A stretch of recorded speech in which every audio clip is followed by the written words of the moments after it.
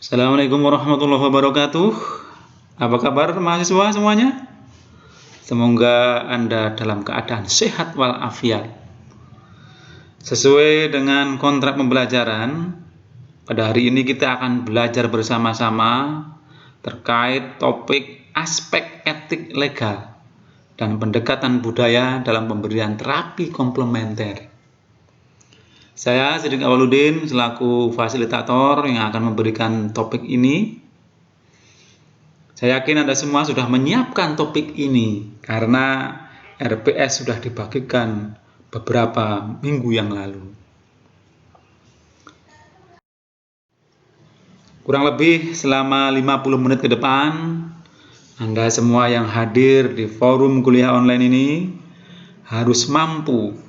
Yang pertama adalah menjelaskan aspek legalitas pemberian terapi komplementer. Yang kedua adalah menjelaskan legal etik perawat dalam bekerja sebagai pemberi layanan kesehatan. Dan yang ketiga adalah menjelaskan pendekatan budaya dalam pemberian terapi komplementer. Kalau kita bahas yang terkait dengan etik, ada yang tahu apa itu etik atau etika? Ya, Anda bagus sekali dia menjawab. Etika ini berasal dari kata etos dalam bentuk tunggal yang berarti kebiasaan, adat istiadat, watak, akhlak, perasaan, sikap, dan cara berpikir. Ini kalau dalam bentuk tunggal, ya, jadi kebiasaan. Ya. Kemudian dalam bentuk jamak ini taeta. Ini yang berarti adat kebiasaan. Ya, jadi etika ini dapat diartikan adalah sebagai ilmu tentang apa yang biasa dilakukan atau ilmu tentang adat kebiasaan. Ini menurut Burton tahun 2000. Jadi kalau membahasnya terkait dengan apa yang dilakukan dalam kehidupan sehari-hari, kebiasaan apa yang dilakukan oleh orang, kumpulan orang, masyarakat, ini berkaitan dengan etika, ya. Sedangkan menurut tokoh keperawatan pertama dunia, Florence Nightingale, etika keperawatan ini merupakan suatu tuntunan bagi profesi keperawatan atau guideline atau panduan, ya, di dalam melakukan segala sesuatu yang berhubungan dengan profesi keperawatan.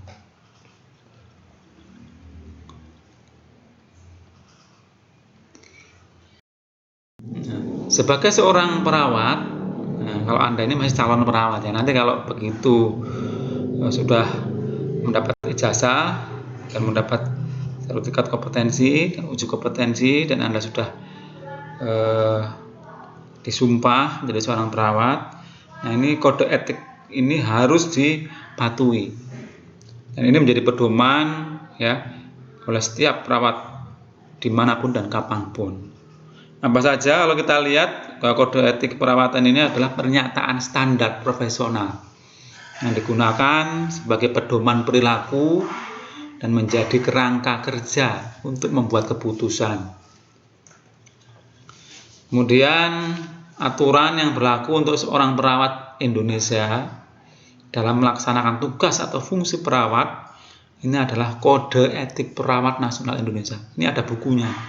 Dan buku ini harapannya selalu dipahami dan diterapkan dalam setiap beraktivitas di dalam menjalankan fungsi dan peran sebagai seorang perawat.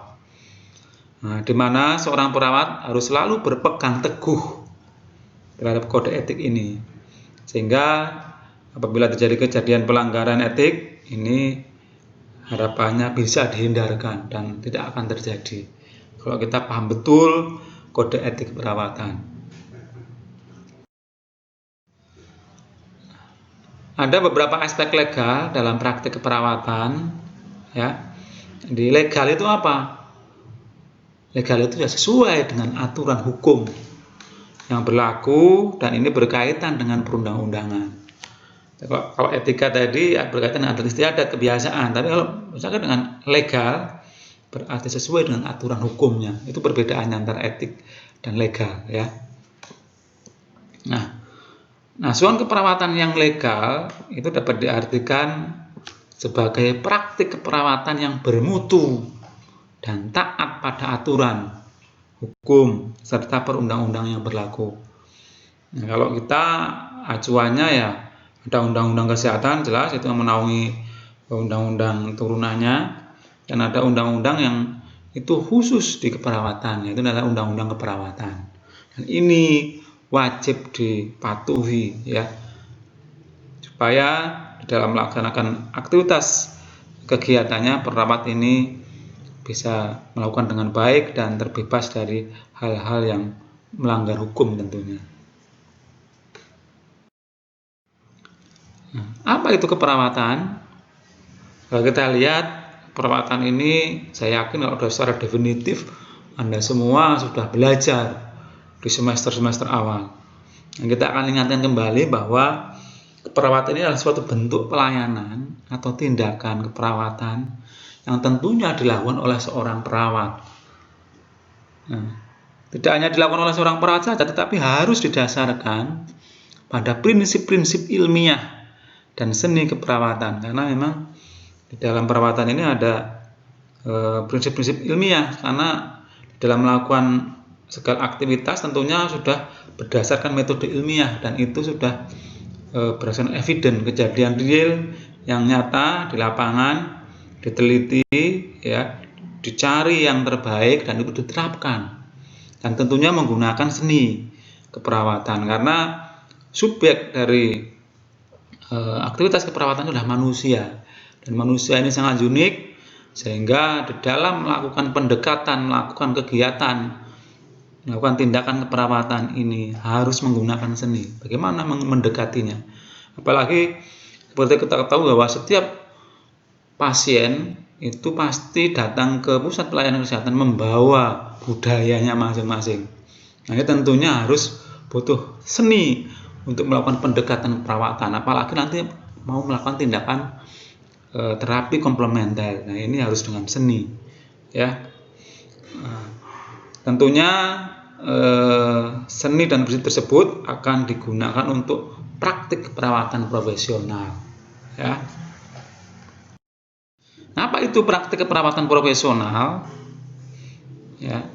Jadi secara definitif itu adalah kegiatan keperawatan yang diberikan oleh perawat terdidik, dan tentunya melalui sebuah jenjang pendidikan, harus terdidik. Dan jenjang pendidikan terendah untuk keperawatan saat ini adalah diploma 3, dan harus kompeten. Kompeten itu apa? Teruji melalui sebuah uji kompetensi nasional tentunya. Nah, ini kalau sudah dinyatakan kompeten ya berhak untuk melakukan aktivitas atau kegiatan sebagai seorang perawat, dan tentunya dilandasi oleh sebuah teori dan konsep keperawatan dalam rangka untuk memenuhi kebutuhan yang sifatnya aktual yang dirasakan saat ini oleh pasien, dan bisa mengatasi masalah yang risiko atau potensial yang itu akan terjadi, dan ini bisa terdeteksi oleh perawat yang profesional tentunya.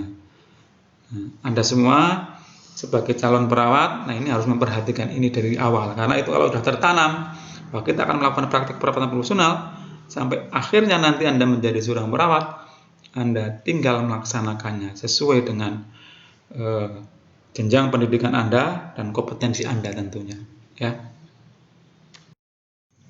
Nah, sebagai seorang perawat akan melakukan praktik keperawatan profesional, ini tentunya bisa dilakukan di tatanan pelayanan ya, bisa di rumah sakit atau di klinik atau di puskesmas, bisa di masyarakat ini sebagai perawat komunitas, dan juga bisa di rumah ya, berupa home care misalkan. Ini di tatanan layanan, dan juga di dalam memberikan pelayanan itu bisa mandiri, artinya sendiri, bisa bersama, berkelompok atau tim. Nah, ini saat ini sudah diatur bagaimana perawat untuk melakukan praktek mandiri keperawatan, dan ini sudah ada undang-undangnya ya. Nah, apa landasan kebijakan praktek mandiri perawat? Tentunya yang utama adalah undang-undang keperawatan. Nah, ini harus selalu diingat, ya, dibaca dan dipahami, ya. Undang-undang keperawatan ini nomor 38 tahun 2014. Ya, untuk melahirkan undang-undang ini perjuangannya sangat luar biasa sampai berhasil ditetapkan undang-undang ini, ya. Makanya kita sebagai generasi penerus perawat di era mendatang, makanya harus melaksanakan dan mematuhi undang-undang ini. Ya, ini adalah undang-undang perawatan. Dan juga ada Permenkes nomor 46 tahun 2013 tentang registrasi. Ya, dan juga peraturan Presiden nomor 8 tahun 2012 tentang KKNI, ya. Sehingga dengan adanya KKNI atau Kerangka Kualifikasi Nasional Indonesia, setiap jenjang perawatan di setiap bidang itu adalah standar, itu sama. Kalau lulusan diploma ya standarnya sama, kompetensinya sama. Kalau seorang profesional yaitu S1, ya nurse di kita, ya ini sama, ya dengan yang lainnya yang sejajar, ya. Makanya adanya kualifikasi dan juga ada kemampuan atau kompetensi dan kewenangan serta lisensi praktisi mandiri. Dan perawat ini sudah jelas, ya, dalam melakukan praktek mandiri keperawatan. Nah, dalam Undang-Undang Keperawatan nomor 38 tahun 2014 itu tentunya punya tujuan. Nah, tentunya tujuannya adalah melindungi masyarakat, baik masyarakat umum maupun masyarakat profesinya, yaitu perawat, sehingga semuanya aman, ya, baik dalam melakukan aktivitasnya dan juga yang diberi pelayanan keperawatannya juga aman, ya. Nah, kemudian esensi penting dari Undang-Undang Keperawatan itu adalah mensyaratkan pelayanan keperawatan secara profesional dengan kompetensi yang memenuhi standar serta memperhatikan kaidah etik dan moral. Ya, jadi kalau sudah standar kompetensinya, ya sudah kompeten, sudah diuji melalui uji kompetensi nasional, jangan lupa kita tetap harus memperhatikan kaidah etik, yaitu kode etik keperawatan dan juga moral yang ada di masyarakat, ya, sehingga tindakan yang dilakukan ini aman, ya, dan tentunya masyarakat akan nyaman ketika diberikan asuhan keperawatan oleh Anda, ya, sebagai seorang perawat, ya. Nah, tujuan lain diberlakukan undang-undang selain untuk menjamin keamanan masyarakat dan juga adalah meningkatkan aksesibilitas, ya, bagaimana keterjangkauan, ya, mutu pelayanan keperawatan, ya, dan mempercepat keberhasilan dalam meningkatkan derajat kesehatan masyarakat, yang ini menjadi sebuah cita-cita di dalam bidang kesehatan, yaitu meningkatkan derajat kesehatan masyarakat melalui sistem rujukan keperawatan. Karena saat ini dan yang akan datang tentunya jenjang-jenjang pendidikan di keperawatan sudah ada beberapa, dari mulai diploma bahkan sampai doktoral keperawatan. Tentunya masing-masing jenjang itu punya kompetensinya masing-masing, punya kualifikasi masing-masing, punya kewenangan masing-masing, sehingga nantinya sistem rujukan ini menjadi sangat penting, ya, supaya aktivitasnya memang sesuai dengan kompetensinya, ya, juga sesuai dengan kewenangannya, ya, dan tentunya kalau sudah sesuai menjadi aman, ya, dan harapannya nanti endingnya adalah terjadi peningkatan derajat kesehatan masyarakat melalui peran kita sebagai seorang perawat, ya. Nah, ini merupakan peringkat kualifikasi, kompetensi dan kewenangan, ya, dari perawat. Jadi kalau secara kualifikasi ini ada vokasi. Vokasi ini kalau dilihat dari jenjang pendidikannya ini adalah diploma 3. Maka kalau vokasi, ya, kompetensinya adalah vokasional, ya, hal-hal yang sifatnya prosedural, jadi teknis prosedural yang sifatnya berupa tindakan-tindakan keperawatan, ya, yang itu tentunya sudah direkomendasikan oleh kualifikasi yang lebih tinggi, yaitu seorang nurse generalis yang sudah boleh merumuskan diagnosa keperawatan, menyusun sebuah intervensi keperawatan yang itu akan dilaksanakan oleh vokasi, ya. Nah, kemudian kualifikasi yang kedua adalah nurse generalis. Ini adalah nurse, yaitu sarjana tambah bandingan profesi, ya. Kompetensinya yaitu profesional. Apa itu profesional? Ya, kewenangannya pada praktisi mandiri, ya. Tentunya yang sifatnya masih general, yang umum dan juga terbatas, ya. Yang sifatnya umum, ya. Kemudian di atasnya ada nurse spesialis. Ini kompetensinya pada profesional yang khusus. Nah, ada spesialis, ada area-area kompetensinya sendiri-sendiri sesuai bidangnya, sesuai keahliannya. Ada yang perawat medical bedah, ada perawat emergensi, perawat komunitas, maternitas, anak, ya. Nah, kalau di Indonesia ini sudah ada beberapa dan selalu terus berkembang. Ada spesialis perawatan medical bedah, komunitas, jiwa, spesialis anak, maternitas, ya. Dan ini ke depan ini akan berkembang lebih ke arah spesialisasi, ya, sehingga Anda boleh bercita-cita tinggi untuk dapat mencapai kualifikasi pada nurse spesialis, ya. Nah, apa kewenangannya? Ini adalah praktisi mandiri, ya, yang sifatnya khusus. Khusus ini sangat spesifik dan biasanya butuh keahlian khusus dan biasanya kejadiannya sifatnya kompleks, dan ini boleh dilakukan hanya oleh seorang nurse spesialis yang tentunya sudah menempuh jenjang pendidikan spesialis, ya. Kemudian ada kualifikasi nurse konsultan. Ini juga profesional khusus, ini kompetensinya. Ini nurse konsultan ini mampu atau boleh diizinkan, ya, untuk melakukan tindakan-tindakan yang sifatnya kompleksitas tinggi, ya.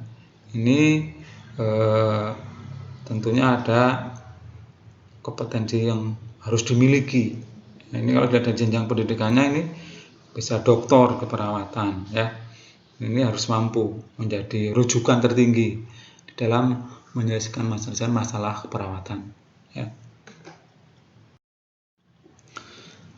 Nah, adanya peringkat kualifikasi kompetensi dan kewenangan perawat ini secara menurut perspektif atau pandangan dari kerangka kualifikasi nasional Indonesia ini adalah meningkatkan profesionalisme, ya, adanya kesetaraan di kalangan profesi yang sejenis secara nasional dan juga regional, ya. Jadi kalau lulusan diploma kewenangannya apa saja itu sama, ya, dengan bidang-bidang ilmu yang lain, dengan profesi lain, ya.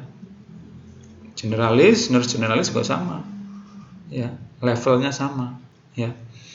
Dan harapannya dapat meningkatkan kesadaran untuk melakukan pendidikan berkelanjutan atau pendidikan lanjut, baik itu yang sifatnya formal maupun informal atau non formal. Dan ini sudah menjadi kewajiban sebagai seorang profesi.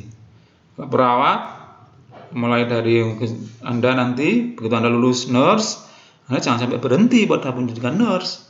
Anda harus melanjutkan lagi, ya, ke pendidikan lebih tinggi, ya, nurse spesialis, dan bahkan sampai ke doktor keperawatan. Itu kalau melalui pendidikan formal. Bisa juga melalui pendidikan informal atau non formal. Dengan cara apa? Ya, ikuti pelatihan-pelatihan, ikuti training, ikuti seminar-seminar, ya. Yang itu tentunya untuk long life learning, belajar sepanjang hayat.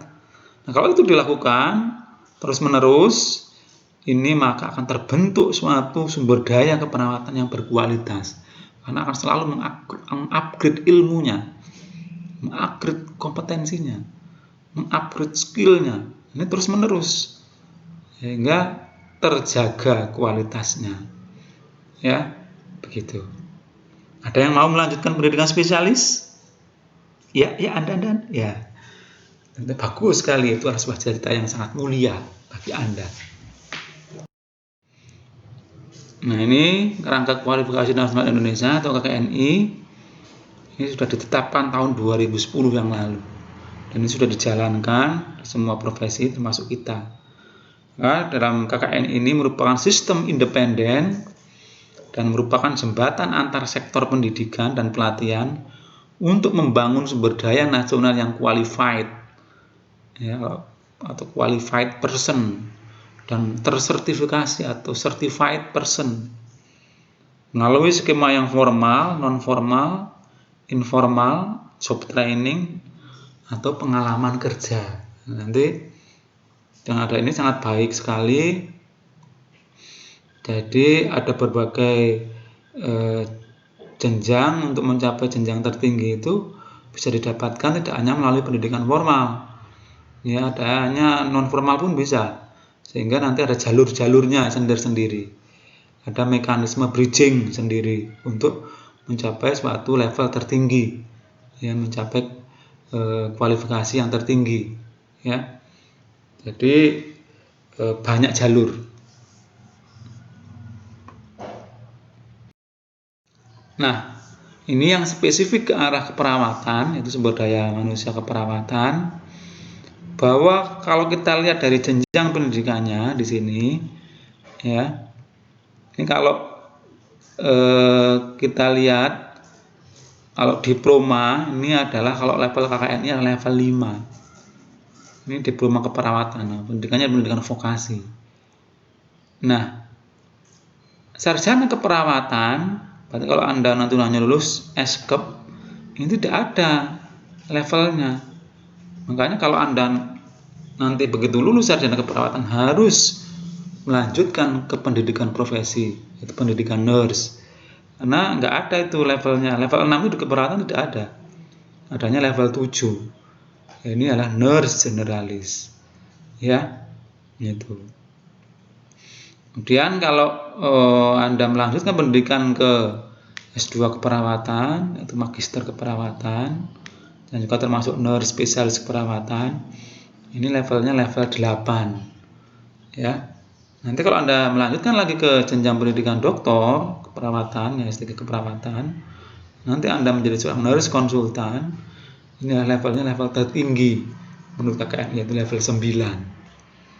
Oke, ini. Makanya Anda saat ini masih di sini level 6, Anda lulus, nah, ini harus masukkan ke level 7. Nurse harus ambil, ya, untuk mendapatkan level 7 menurut KKNI, ya. Nah, sekarang kita akan lihat di dalam praktik keperawatan yang mengacu pada undang-undang keperawatan. Nah, praktik keperawatan ini adalah pelayanan yang diselenggarakan oleh perawat dalam bentuk asuhan keperawatan, ya. Jadi memang ranah kita itu adalah asuhan keperawatan, ya. Nah, praktik keperawatan sebagai inti dari pelayanan keperawatan ini tentunya didasarkan pada kewenangannya. Jadi kalau kita nggak punya wewenang, nggak boleh untuk melakukan tindakan keperawatan atau praktik keperawatan. Ini juga diberikan kepada perawat karena keahliannya, baik secara kualifikasi tadi, dari jenjang pendidikan, dan juga kompetensinya yang dikembangkan sesuai dengan kebutuhan kesehatan masyarakat, perkembangan ilmu pengetahuan, dan juga tuntutan globalisasi. Jadi praktik keperawatan itu tentunya akan selalu berubah dan berkembang menuju sesuatu yang tentunya lebih baik, lebih sempurna, ya, secara ilmiah tentunya. Terus dilihat lagi menggunakan evidence based practice melalui penelitian-penelitian juga, dan juga adanya perkembangan globalisasi, ya. Ini akan mendukung suatu praktik keperawatan profesional. Ya, makanya menuntut ilmu, belajar sepanjang hayat itu menjadi sebuah keharusan bagi seorang perawat untuk mendapatkan kompetensi, ya, di dalam melakukan asuhan keperawatan. Nah, apa itu registrasi? Menurut pasal 18 Undang-Undang Keperawatan, nah, perawat yang menjalankan praktik keperawatan ini wajib memiliki surat tanda registrasi atau STR. Bagi yang belum punya STR, ini berarti belum boleh melakukan aktivitasnya, untuk melakukan tindakan keperawatan atau praktik keperawatan. Nah, persyaratannya ini untuk mendapatkan STR tentunya Anda memiliki ijazah pendidikan tinggi keperawatan. Ya, kemudian memiliki sertifikat kompetensi, ya, atau sertifikat profesi.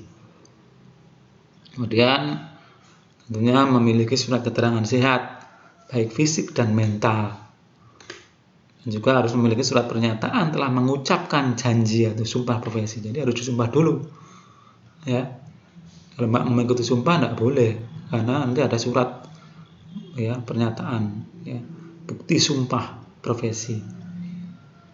Kemudian membuat pernyataan akan mematuhi dan melaksanakan ketentuan etika profesi. Ini juga harus ada ketika Anda nanti untuk mendapatkan STR, ya. Kemudian praktek keperawatan ini dilaksanakan di fasilitas kesehatan, ya, dan tempat lainnya sesuai dengan pasien sasarannya. Nanti kalau sesuai dengan bidang, ada area di klinik, ya, di rumah sakit, puskesmas, atau juga di komunitas atau di masyarakat, ya. Nah, praktek keperawatan sebagaimana dimaksud pada ayat 1 ini terdiri dari praktek keperawatan mandiri dan praktek keperawatan di fasilitas pelayanan kesehatan, ya. Nah, tugas dan wewenang perawat dalam menyelenggarakan praktek keperawatan ini pada pasal 29 ini yang utama adalah pemberi asuhan keperawatan, ya.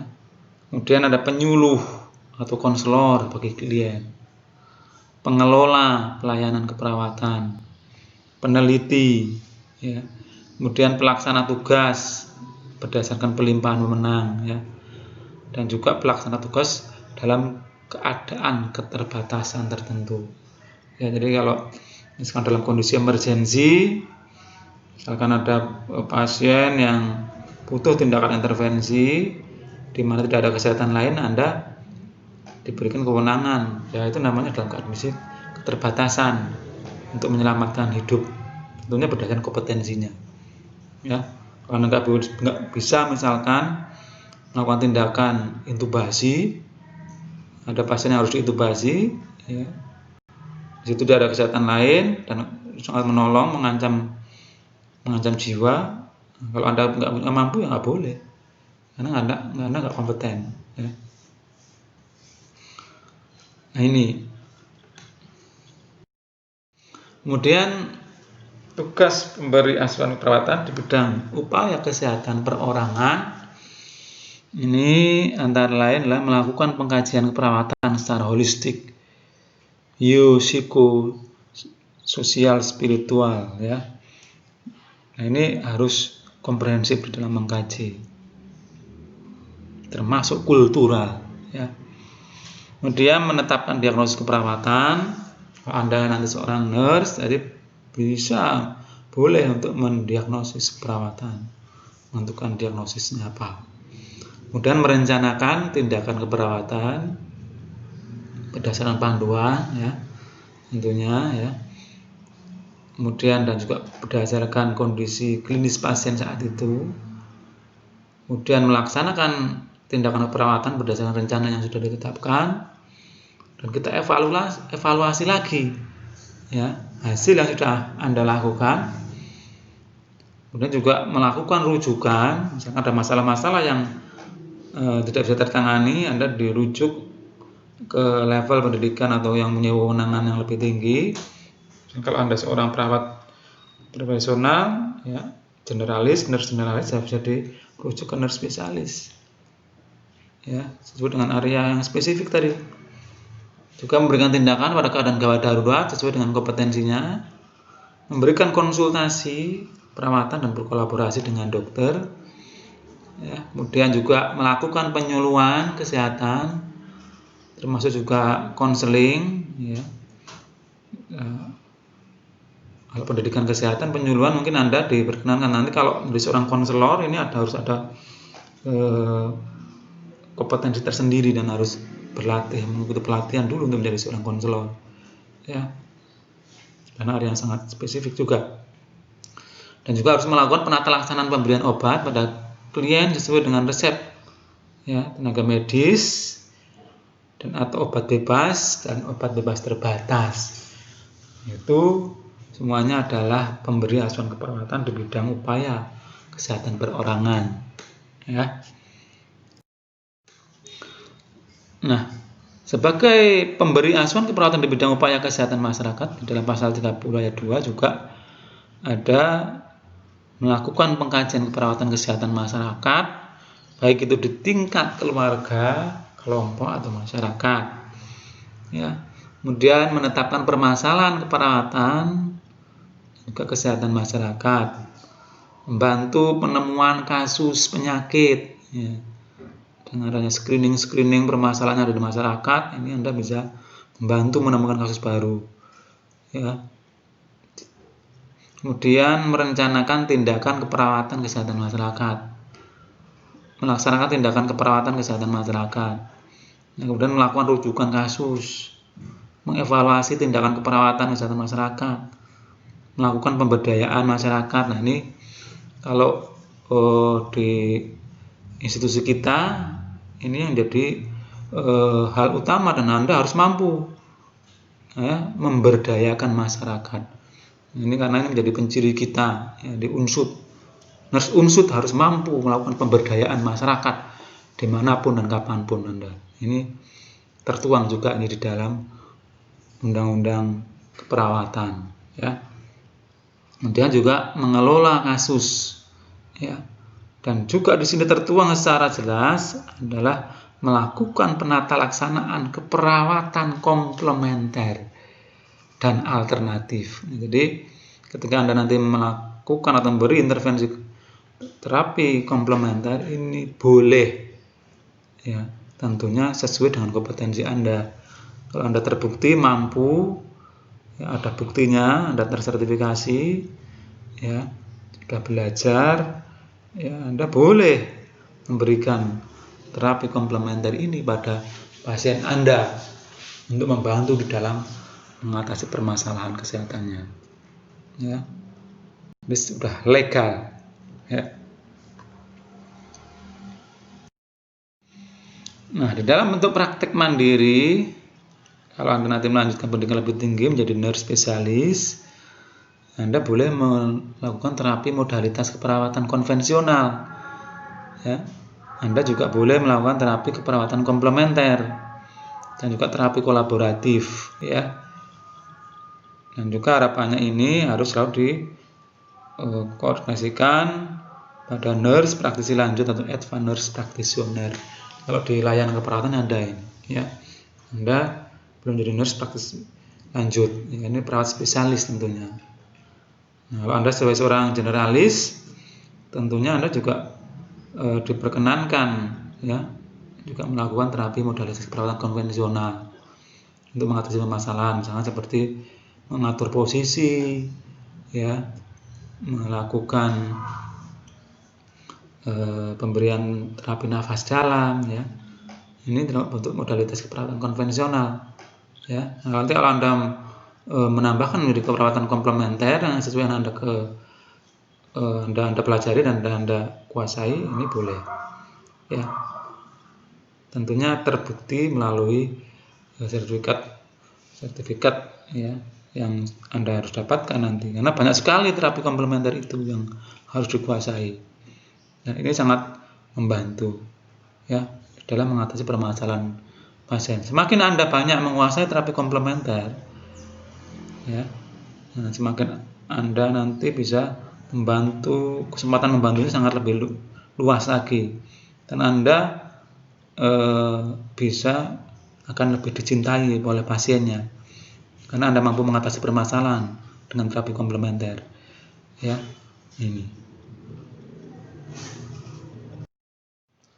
Nah, ketika Anda nanti menjadi seorang perawat dan melakukan tindakan perawatan profesional, ya, pada pasien, baik itu di tatanan pelayanan kesehatan di klinik maupun komunitas, tentunya akan berhadapan dengan para pasien. Ini pasien ini membawa budayanya masing-masing. Nah, apa itu budaya? Nah, budaya ini merupakan pengetahuan yang dipelajari terus-menerus ya, disebarkan ya, terkait dengan nilai, kepercayaan, aturan perilaku dan praktek gaya hidup yang menjadi acuan bagi kelompok tertentu dalam berpikir dan bertindak dengan cara yang terpola. Ini adalah budaya. Dan ini budaya itu terbentuk dari waktu ke waktu. Butuh waktu, butuh proses, dan itu sangat melekat pada diri seseorang. Ya. Nah, di dalam kesehatan ya, menurut pandangan budaya, kesehatan itu merupakan suatu keyakinan atau nilai atau pola kegiatan dalam konteks budaya yang digunakan untuk menjaga dan memelihara keadaan seimbang ya, atau sehat yang dapat diobservasi dalam aktivitas sehari-hari. Ini kalau pengertian kesehatan menurut budaya. Jadi di situ ada keyakinan, ya, ada nilai-nilai, ada pola kegiatan. Itu bisa dilihat polanya ya. Dalam rangka apa? Memelihara kesehatan mereka. Ini dapat dilihat, diobservasi dalam aktivitas sehari-hari. Ya. Ini banyak sekali terjadi di masyarakat. Misalkan kalau ada anak-anak misalkan disengat lebah di kepala. Nah, terkadang di masyarakat itu ada yang mengambil bunga mawar kemudian diusap-usapkan di bekas sengatannya. Ya. Ini juga ternyata dilihat juga mengurangi rasa sakit. Nah, itu juga sudah menjadi budaya di suatu masyarakat tertentu. Ya. Ada yang ketika pasca melahirkan dilarang makan yang sifatnya amis-amis. Nah, ini juga ada itu di masyarakat ada. Dan itu sudah diyakini. Nah, apakah itu nanti akan berdampak terhadap kesehatannya, mempengaruhi kesehatannya? Nah, nanti menjadi sebuah peran oleh perawat di dalam memberikan tindakan keperawatan dan terapi keperawatan untuk mengatasi masalah ini. Ya, tentunya saya yakin di setiap wilayah pasti memiliki budaya yang berkaitan dengan kesehatan. Ya. Dan perawat harus menyadari bahwa pasien akan bertindak dan perilaku ya sesuai atau dengan cara ya berdasarkan latar belakang budayanya. Ya, ini harus dipahami. Kalau nggak memahami nanti tidak terjadi suatu hubungan yang baik dalam menyelesaikan permasalahan, menimbulkan tidak nyaman, baik itu bisa bagi pasiennya atau bisa juga bagi perawatnya di dalam membantu mengatasi masalah. Makanya ini harus terkaji permasalahan ini. Dan ini yang saat ini mungkin masih menjadi kurang fokus. Nanti ke depan Anda ini harus mengkajinya harus komprehensif sampai budayanya. Ya. Nah, ada teori keperawatan yang spesifik ya, yang membahas tentang budaya. Ini sangat terkenal ya, yaitu namanya transcultural nursing theory. Ahlinya adalah Leininger ya. Ini bagaimana menggunakan konsep pendekatan budaya dalam mengatasi masalah perawatan. Ya. Nah, apa itu transcultural nursing? Kita kenalkan sedikit ya. Mungkin juga Anda sudah kenal dulu di pembelajaran tentang teori keperawatan. Saya ingatkan kembali bahwa transcultural nursing ini suatu area atau wilayah keilmuan budaya ya, pada proses belajar dan praktek keperawatan yang fokus memandang perbedaan dan kesamaan di antara budaya. Jadi melihat adanya perbedaan dan kesamaan ya terkait dengan budaya dengan menghargai asuhan ya, juga konsep sehat sakit didasarkan pada nilai budaya manusia, kepercayaan dan tindakan. Nah, ini yang menjadi area dari transcultural nursing. Dan ilmu ini digunakan untuk memberikan asuhan keperawatan khususnya budaya atau keutuhan budaya kepada manusia. Ini karena budaya yang tidak bisa dipisahkan, karena terbentuk dari manusia itu sejak lahir. Ya. Nah, asumsi yang mendasar dari transcultural nursing ini adalah perilaku caring. Ya, bagaimana perawat itu bisa caring? Nah, caring ini adalah sebagai tindakan yang dilakukan dalam memberikan dukungan pada individu yang utuh. Jadi mendukung, ya, tentunya dukungannya ini tentunya berdasarkan konsep ilmuwan tentunya, ya. Ya, setelah memberikan penjelasan, ya, menghargai juga memberikan penjelasan, kemudian sesuai dengan argumentasi atau ilmu-ilmu keperawatan, ya, sehingga pasien ini bisa memahami dan mau melakukan berdasarkan penjelasan, ya, dan arahan yang dilakukan oleh perawat, ya, kepada pasien tentunya untuk mencapai derajat kesehatannya, ya. Nah, perilaku caring ini semestinya diberikan kepada manusia sejak lahir, ya, di dalam perkembangan dan juga dalam pertumbuhan, masa pertahanan sampai dikala manusia itu sudah sampai manusia itu meninggal, ya. Ini harus tetap caring, ya. Nah, bagaimana pendekatan budaya dalam melakukan asuhan keperawatan dan pemberian intervensi keperawatan komplementer? Nah, perbedaan budaya dalam asuhan keperawatan ini merupakan suatu bentuk yang optimal dari pemberian asuhan keperawatan. Nah, tahunya berbeda ya tentunya melalui sebuah pengkajian. Kalau kita tidak dikaji, ya kita nggak tahu. Makanya pengkajian harus lengkap, mencakup unsur budaya. Dengan terkajinya adanya perbudaya ini, makanya perawat pun bisa menentukan intervensi yang tepat, yang sesuai untuk membantu mengatasi masalah yang sedang dialami oleh pasien tentunya. Kan ketika melahirkan, ya, ada budaya nggak boleh mengkonsumsi makanan yang amis-amis misalkan. Padahal makanan konsumsi yang amis-amis ini sangat baik, mengandung nutrisi tinggi, protein tinggi untuk membantu proses penyembuhan luka misalkan. Ini kalau itu tidak dikonsumsi oleh pasien, ini harapannya proses penyembuhan menjadi terhambat. Nah, dengan terkajinya ada perbedaan itu terkaji, maka perawat bisa menentukan, bisa mengakomodasi, bisa memberikan pendidikan kesehatan, ya, dan memberikan rasionalisasi, ya, bahwa apa yang dilakukan oleh pasien selama ini mungkin kurang tepat, ya. Nah, ini bisa disampaikan dengan baik, ya. Itu sebuah pendekatan budaya. Nah, pendekatan budaya ini mengacu pada kemungkinan variasi pendekatan keperawatan yang dibutuhkan untuk memberi asuhan budaya yang menghargai nilai budaya individu. Jadi tetap menghargai, ya, kita tidak, karena itu sudah tertanam di dalam diri pasien. Kemudian kepercayaan dan tindakan termasuk kepekaan terhadap lingkungan dari individu yang datang dan individu yang mungkin kembali lagi, ya. Jadi harus peka ketika kita lihat perilaku, ya, setiap pasien yang berkaitan dengan budaya, ya. Ini banyak sekali yang mungkin Anda bisa mengamati, ya, bentuk-bentuk perilaku, ya, ketika pasien itu dirawat, ya. Ya.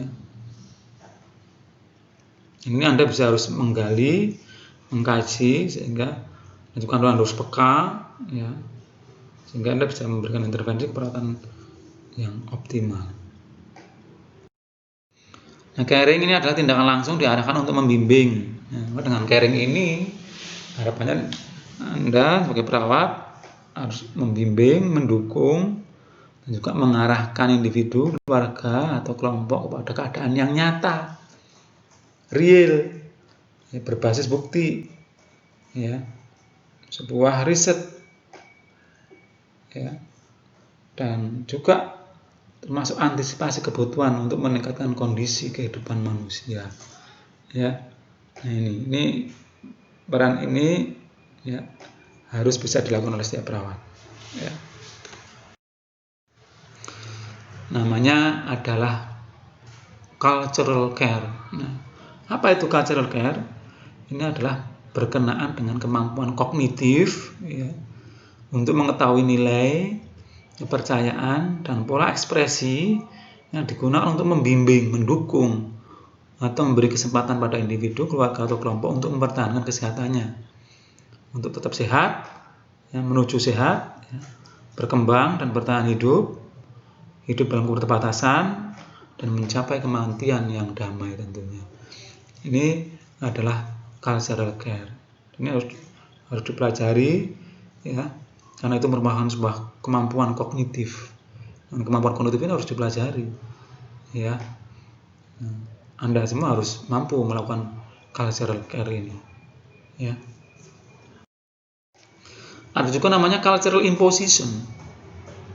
Ini berkenaan dengan kecenderungan tenaga kesehatan untuk memaksakan kepercayaan, praktek, termasuk juga nilai-nilai di atas budaya orang lain, karena percaya bahwa ide yang dimiliki oleh perawat lebih tinggi daripada kelompok lain. Nah, ini hal-hal seperti ini nih yang juga harus disampaikan dengan baik, ya. Karena kalau tidak, ini bisa terjadi konflik berkaitan dengan kultural, ya. Makanya dengan pendekatan caring tadi, ini hal-hal seperti ini bisa diatasi dengan baik tentunya, ya.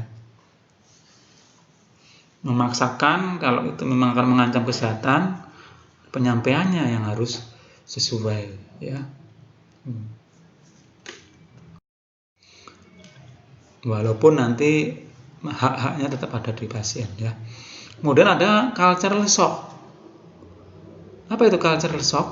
Ya, namanya manusia ini memiliki kecenderungan untuk mempertahankan budayanya pada setiap saat dimanapun dia berada. Karena itu menjadi sebuah ciri dari manusia tersebut. Nah, cultural shock ini akan dialami oleh pasien pada suatu kondisi di mana perawat tidak mampu beradaptasi dengan perbedaan nilai budaya dan kepercayaan. Jadi kalau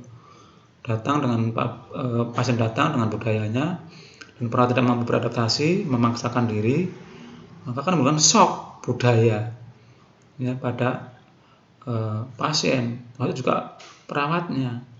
Yang ini dapat menimbulkan ketidaknyamanan atau bahkan ketidakberdayaan, ya, dan beberapa mengalami disorientasi akibat tidak mampu beradaptasi dengan perbedaan budaya ini.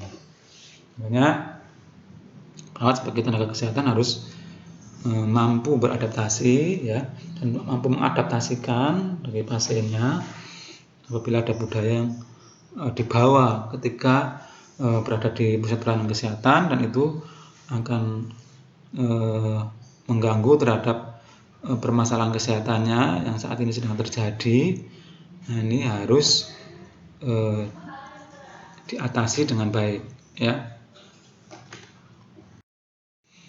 Nah, asuhan keperawatan transkultural ini suatu proses atau rangkaian kegiatan pada praktek keperawatan diberikan pada keluarga, ya, sesuai dengan latar belakang budayanya.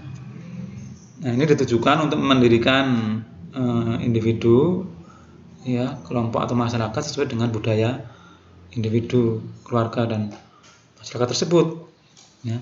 Nah, strategi yang digunakan dalam asuhan keperawatan adalah perlindungan, termasuk mempertahankan budaya, mengakomodasi atau negosiasi. Dan ada proses negosiasi budaya, itu memang harus dirubah, atau juga termasuk menggantikan budaya pasien kalau itu mengganggu terhadap permasalahan kesehatan yang terjadi, ya.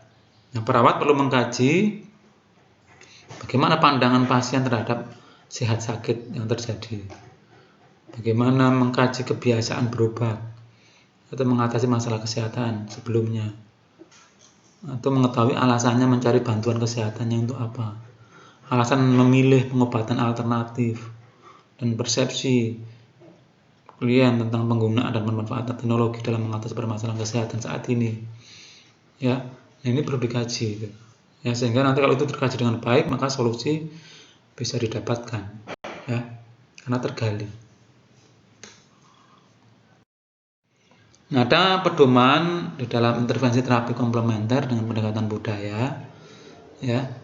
Yang pertama adalah mempertahankan budaya yang dimiliki pasien. Silahkan dipertahankan budaya yang dimiliki bila budaya pasien itu tidak bertentangan dengan kesehatan. Nah, silakan. Ya, kalau misalkan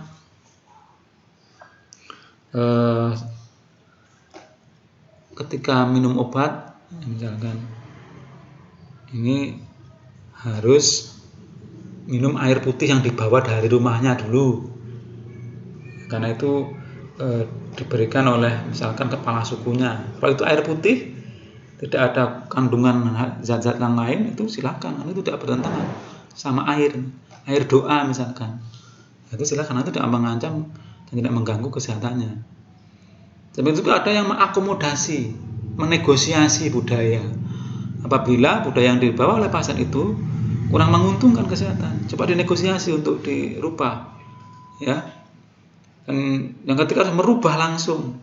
Apabila memang budaya tersebut itu bertentangan dengan kesehatan, tentunya dengan cara yang baik, ya.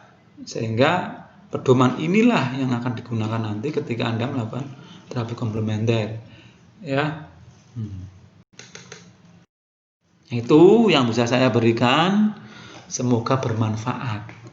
Apabila ada pertanyaan atau hal-hal yang kurang jelas, Anda bisa tulis di forum diskusi yang tersedia, ya. Kalau Anda masih kurang jelas, silahkan hubungi fasilitator. Fasilitator akan siap, ya, menjawab, ya, dan menjelaskan kembali terkait dengan hal-hal yang dibutuhkan. Terima kasih atas perhatiannya, semoga bermanfaat. Sampai ketemu di sesi-sesi berikutnya. Saya akhiri, Assalamualaikum warahmatullahi wabarakatuh.